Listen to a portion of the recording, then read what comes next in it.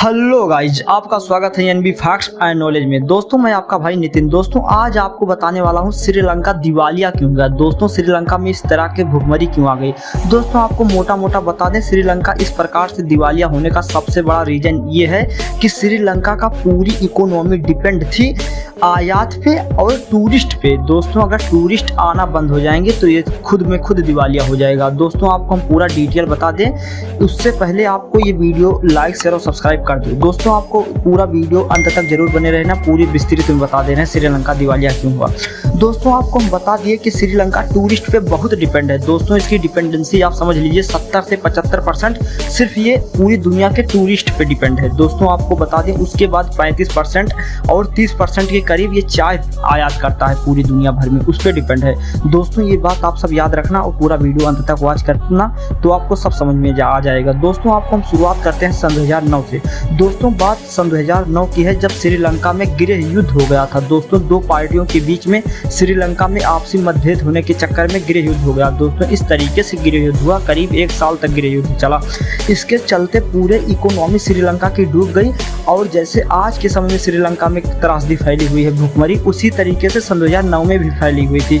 दोस्तों आपको बता दें उस तरह तो धीरे धीरे कुछ प्रकार ठीक होना शुरू हुआ जब सन 2010 लगा, लेकिन दोस्तों सन 2009 से 10 के बीच में फिर से टूरिस्ट आने लगे और 2 साल के अंदर अंदर में सन 2010 तक इसको फिर से मजबूत कर दिए थे। दोस्तों आपको बता दें एक ही 2 साल में श्रीलंका की जीडीपी 8.9% बढ़ गई।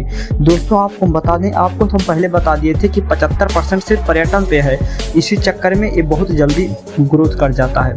दोस्तों आपको बता दें जब सन 2009 आया तो श्रीलंका ने चाय का व्यापार चालू कर दिया। दोस्तों आपको बता दें चाय भी यहाँ पे बहुत उगती है, इसके चक्कर में श्रीलंका पूरी दुनिया को चाय आयात करता है, दोस्तों बेचता है, तो इसके चक्कर में इसकी आर्थिक स्थिति और मजबूत हो गई। दोस्तों आपको बता दें सन 2013 आते आते श्रीलंका एक बहुत अच्छा डेवलप कंट्री बन चुका था। दोस्तों ये अच्छी धमक पूरी दुनिया में बैठा चुका था, लेकिन दोस्तों आपको बता दें जब ये डेवलप हो चुका था अच्छी तरीके से तो ये अपने आप को दादा समझने लगा था। इस तरीके से कई देशों में जहाँ पे यह आयात करता था चाय को बेचता था, वहाँ पे अपनी दादागिरी की धमक के चक्कर में वहाँ पे आपसी मतभेद हो गए। दोस्तों चलते चलते धीरे धीरे जब आपसी मतभेद बढ़ने लगे तब इसकी आयात की गई चाय को लोग लेना बंद कर दिए, देश वाले लेना बंद कर दिए।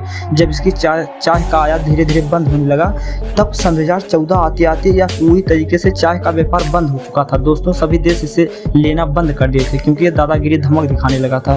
दोस्तों सन 2014 आ गया था, आखिरी 14 चल रहा था, तब इसका पूरा बंटा ढार हो गया था और ये खुद निर्यात करने लगा, सभी देशों से खरीदने लगा। दोस्तों जब चाय बिक नहीं रही थी तो आर्थिक स्थिति धीरे धीरे डैमेज होने लगी। दोस्तों ऐसे चलते चलते जब श्रीलंका पूरी रूप से कमजोर हो गया था तब भी लेकिन ठीक ठाक चल जा रहा था, खाने पीने लायक इतना भुखमरी नहीं थी उस समय सन 2014 में। लेकिन सन 2016 में इसने लोन लेना शुरू कर दिया। दोस्तों आपको बता दें जब ये भुखमरी थोड़ा बहुत हो गई थी, अच्छी खासी भुखमरी आ गई थी, लेकिन इतनी नहीं आई थी जितनी इस समय है, तो यह क्या किया था अंतरराष्ट्रीय बैंक से जो यूएसए में है वहाँ क्या किया था, ये लोन ले लिया था अंतरराष्ट्रीय बैंक में। सन 2016 में 4000 करोड़ लोन ले लिया अंतरराष्ट्रीय बैंक से। दोस्तों जब ये अंतरराष्ट्रीय बैंक से लोन ले लिया तो आपको हम बता दें जब अंतरराष्ट्रीय बैंक किसी को पैसा उधार देती है तो वह ब्याज पे देती है। दोस्तों यह 1 साल 1.5 साल जब लोन दे ही नहीं पा रहे थे तब उसका ब्याज इतना बढ़ गया था कि जितना पैसा था वह दुगुना करीब हो गया था। दोस्तों इनके ऊपर इतना बोझ बढ़ गया कि वो दे ही नहीं पा रहे थे। और उसके बाद जब सन 2016 खत्म होने होते 17-18 आ गया, जब पैसा दे ही नहीं पा रहे हैं तो ब्याज बहुत बढ़ गया। और उसी बीच में कोरोना महामारी आ गई। जब कोरोना महामारी दोस्तों आ गई सन 2021-20 के करीब, तो दोस्तों जब सन 2020 करीब आ गई महामारी और उसके बाद ये लोन चुका ही नहीं पा रहे थे तो 4 साल में इतना ब्याज हो गया था कि इसका दोगुना 4000 करोड़ का दोगुना करीब इनके ऊपर ब्याज ही हो गया था।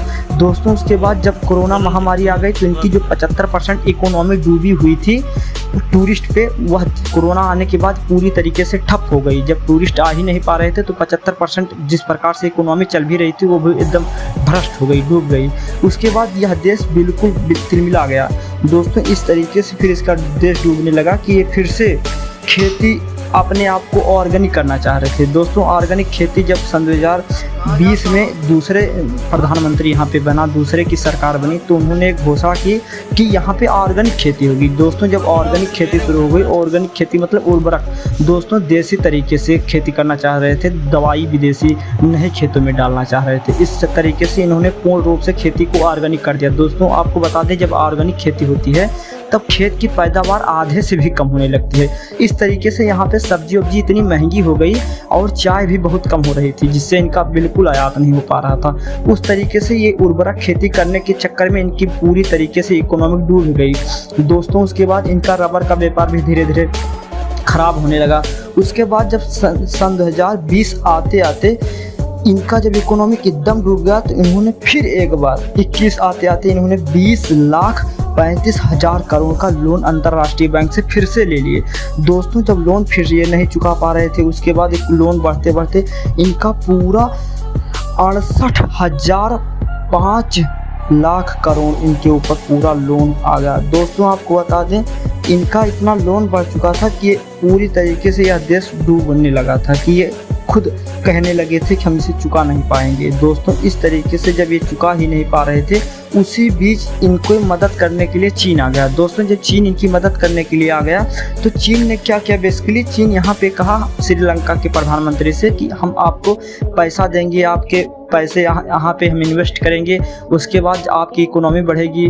तो ऐसे ऐसे यहाँ के देश के प्रधानमंत्री को बहलाया फुसलाया, कहा हम यहाँ पे इन्वेस्टमेंट करेंगे तो टूरिस्ट बहुत आएंगे, तो पैसा भी आपका बढ़ेगा। इसी करके यहाँ पे $7 मिलियन का चीन ने इन्वेस्टमेंट कर दिया। दोस्तों ऐसे भी ये श्रीलंका डूब रहा था, यहाँ पे $7 मिलियन ये लगा दिया। इसे पता था कि श्रीलंका दे ही नहीं पाएगा हमारा। इस तरीके से यहाँ पर चीन ने जब इन्वेस्टमेंट कर दिया, उसके बाद चीन अपना देश के सैनिकों के लाके और नागरिकों को लाके यहाँ पे बसाने लगा। दोस्तों यह देखकर हमारे देश पे भी धीरे धीरे खतरा आने लगता। दोस्तों चीन दोनों तरफ से भारत को घेरना चाह रहा था।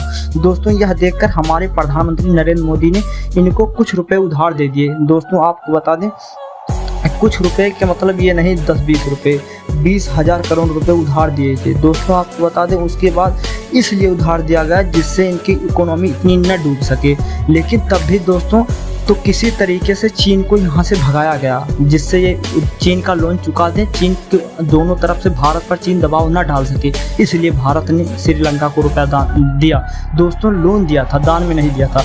दोस्तों उसके बाद हम बता दें, ऐसे धीरे धीरे करके सन 2021 आ गया। 21 में भी इसका अंतर्राष्ट्रीय बैंक को पैसा न चुका पाने से इनके ऊपर दबाव बनने लगा। अंतर्राष्ट्रीय जब दबाव बनने लगा तो इसको दिवालिया घोषित कर दिया गया था। दोस्तों सन 2022 आते आते पूर्ण रूप से दिवालिया हो गया था देश।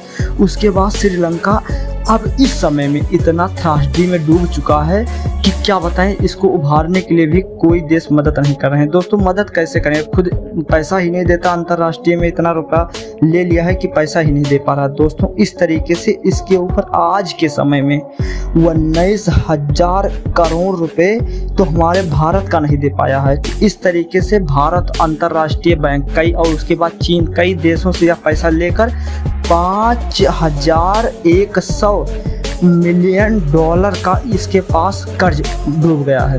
दोस्तों इस तरीके से इतना ज़्यादा कर्ज में डूबने के चक्कर में या पूरा तरीके से दिवालिया हो गया। दोस्तों अगर ये वीडियो आपको पसंद आया हो तो आप इसको लाइक शेयर और सब्सक्राइब कर देना, जिससे आपको ये अच्छी जानकारी मिल सके। दोस्तों अगर वीडियो पसंद आया हो तो बिल्कुल लाइक करना।